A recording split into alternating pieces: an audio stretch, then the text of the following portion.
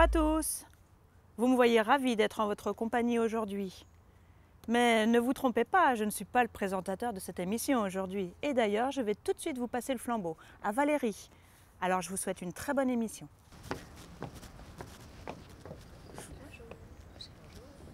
Et bonjour à vous, bienvenue pour Solidarité Santé le MAG.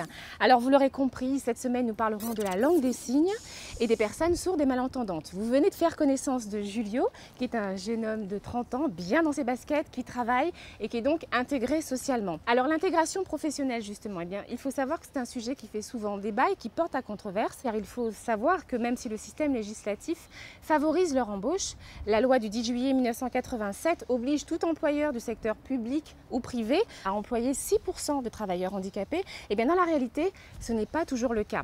Et puis ensuite, nous ferons la connaissance de Yolène, qui est une maman active d'enfants âgés de 4 à 15 ans, mais pour l'heure, place au mot du psy.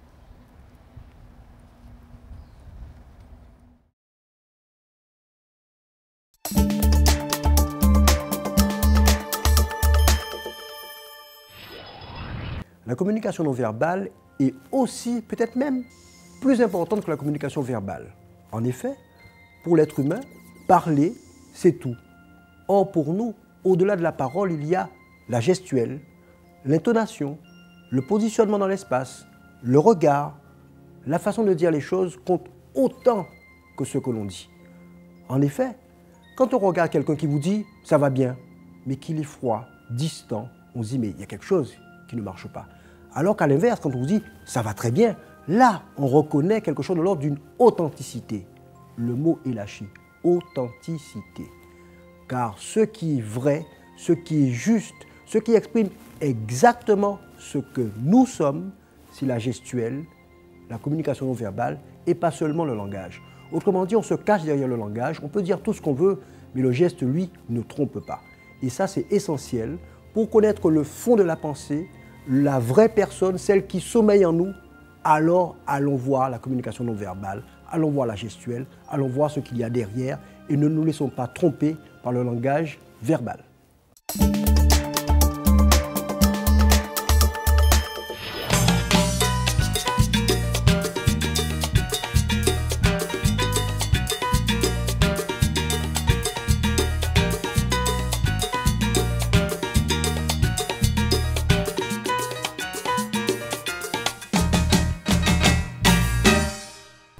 Je suis donc en compagnie de Sandra Dupuis, qui est la directrice du CERAC Guadeloupe. Bonjour Sandra. Bonjour Valérie.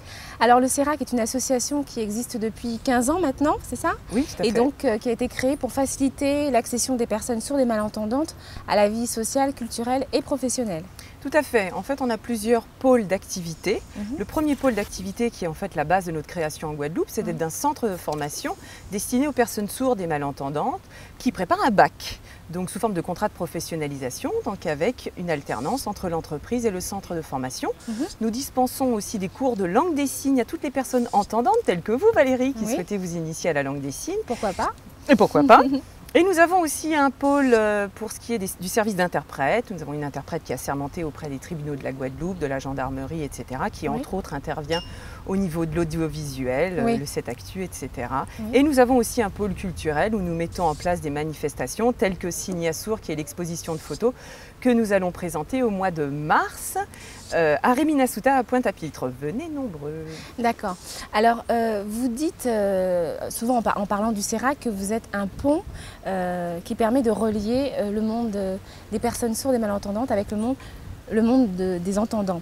Alors, comment ça se traduit concrètement en fait, si vous voulez, je veux dire, la problématique des sourds et des malentendants, c'est que c'est un handicap de communication. À partir du moment où on communique dans leur langue, qui est la langue des signes, eh ben, il n'y a plus vraiment de problème de communication. Donc c'est vrai que le CERAC souhaite simplement mettre en place un pont entre les entendants et les sourds pour qu'il y ait en fait cette rencontre qui est parfois difficile en Guadeloupe. On a du mal à repérer les sourds, vu que c'est un handicap qui n'est pas visuel. Donc à partir de là, c'est vrai que le CERAC a, propose entre autres des réunions, des rencontres et vraiment une communication entre les entendants et les sourds, via la langue des signes. Oui. Alors on se retrouve dans un tout petit instant, mais tout de suite, je vous propose de suivre le portrait de Yolène. Vous verrez, c'est une maman qui a une façon de communiquer avec ses enfants différente. À tout à l'heure.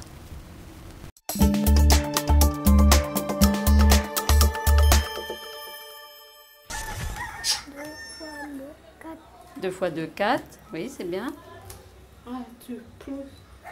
Et il faut rajouter? Il faut rajouter 2 fois 4? Ou il faut rajouter 1? T'as oublié. Je suis contente de voir qu'il travaille bien et qu'il fait des efforts. Et au début, il avait du mal à s'y mettre. Et puis petit à petit, ça va de mieux en mieux, quoi. C'est bien. Et c'est vrai que des fois, les mathématiques sont un petit peu difficiles, donc on s'entraîne. Voilà, on fait des multiplications, des additions. Je lui explique les bases et ça va mieux. Comment tu t'appelles? N-I-C-O-L-A-S.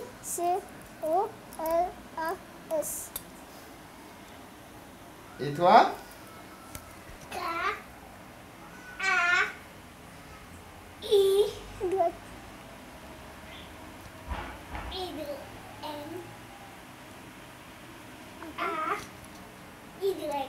À partir de quel âge tu sensibilises tes enfants à la langue des signes et tu essaies de communiquer avec eux? Fais pas la langue des signes, toi. Tais-toi. À peu près 10 mois, oui. Pourquoi les enfants de parents sourds, ils voient bien avec les grands-parents que les grands-parents parlent et que les parents ne parlent pas. Donc les enfants comprennent bien qu'il faut communiquer autrement avec les parents.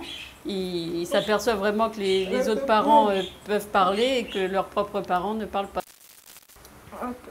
C'est important qu'ils m'informent, qu'ils me donnent des explications quand les personnes parlent. Par exemple, si on va chez le médecin, si on va à la pharmacie, enfin, dans toutes les situations, à la CAF, à la sécurité sociale, c'est important que les enfants puissent être là pour me traduire les choses aussi. Par exemple, à l'école, quand il y a des réunions, tout ça, quand le directeur parle, moi je ne comprends pas, donc c'est intéressant qu'il y ait un enfant qui soit là pour pouvoir me traduire.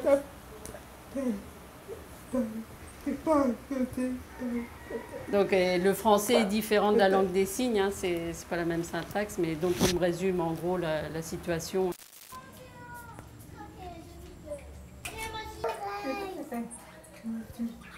Et c'est vrai que les relations avec la famille des fois sont un petit peu difficiles, mais bon, ben, j'essaye de gérer hein, tous les transports, enfin. Et aussi ma fille aînée m'aide un petit peu aussi à gérer tout ça. Mais bon, je peux faire confiance à mes enfants. La grande peut rester à la maison toute seule, il n'y a pas de souci, quoi. Elle est responsable. Et moi, je donne des cours de langue des signes, donc il faut que je m'accorde avec l'emploi du temps pour aller les chercher, ça va.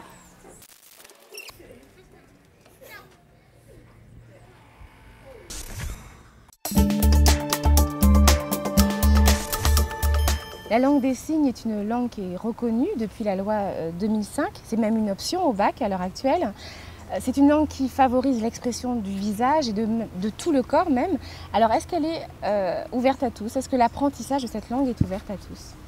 Toutes les personnes qui souhaitent s'initier à la langue des signes sont les bienvenues. Après, ça reste une langue, même si c'est une langue gestuelle, visuelle, imagée.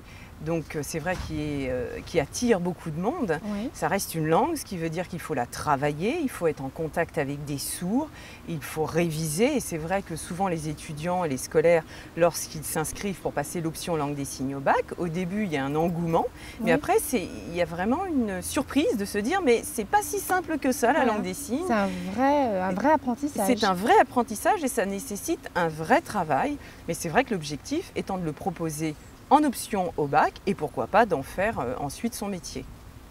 Alors pour parler maintenant de l'intégration professionnelle des personnes sourdes et malentendantes, qu'en est-il actuellement dans nos départements? Et vous, au niveau de l'association, comment est-ce que vous venez en aide aux personnes pour trouver du travail, pour trouver des formations professionnelles? Est-ce qu'elles existent déjà? Alors nous sommes un centre de formation. Oui. Nous mettons en place donc des bac pro logistique et bac pro secrétariat. Et c'est vrai, ce que nous mettons en place, c'est surtout la rencontre entre les chefs d'entreprise et les sourds ou les malentendants qui souhaitent donc d'une part se former et obtenir leur bac et d'autre part avoir une expérience professionnelle. Donc c'est vrai, via le contrat de professionnalisation, pendant 2 ans, ils sont en alternance et c'est un vrai tremplin vers le monde professionnel. Suite à ces 2 ans, lorsque ça se passe bien, il y a des CDI qui sont conclus et nous restons persuadés au sein du CERAC que c'est par l'intégration professionnelle qu'il y aura une intégration sociale et culturelle et que la communauté sourde s'ancrera en Guadeloupe. Eh bien, merci beaucoup Sandra pour cet éclairage, pour votre dynamisme naturel. Et puis si vous êtes intéressé par l'apprentissage de la langue des signes, eh bien, ne manquez pas de noter le numéro qui s'affiche. Allez, tout de suite, on passe à notre rubrique coaching avec le conseil diététique du jour, suivi de l'agenda de la semaine.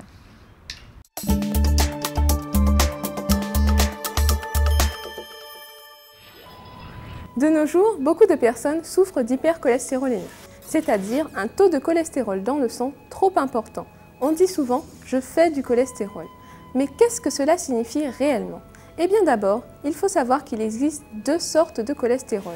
Le cholestérol HDL, souvent appelé le bon cholestérol, et le cholestérol LDL, qu'on appelle plus communément mauvais cholestérol.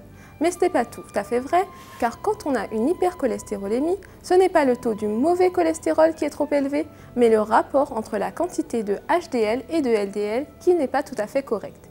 Et oui, pour être en bonne santé, il faut du bon et du mauvais cholestérol, tout ceci en quantité raisonnable.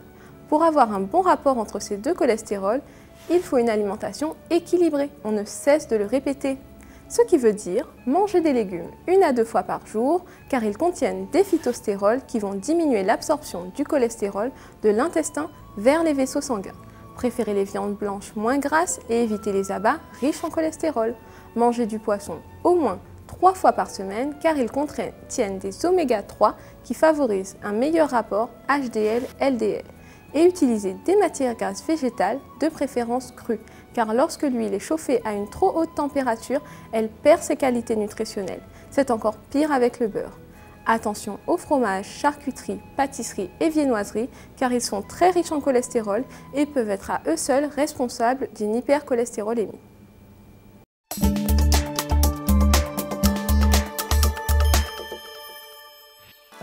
Du 15 au 21 mars, c'est la semaine nationale des personnes handicapées physiques.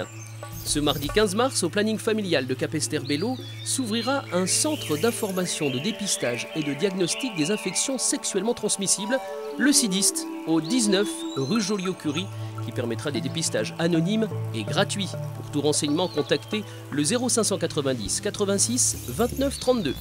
L'établissement français du sang de Guadeloupe vous invite aux différentes collectes qui se dérouleront cette semaine au lieu et horaire suivant.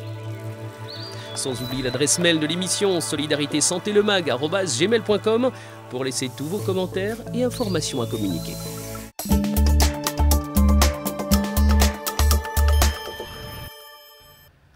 Voilà, notre émission est maintenant terminée. Merci Julio d'y avoir participé. Merci à vous de nous avoir suivis et à la semaine prochaine.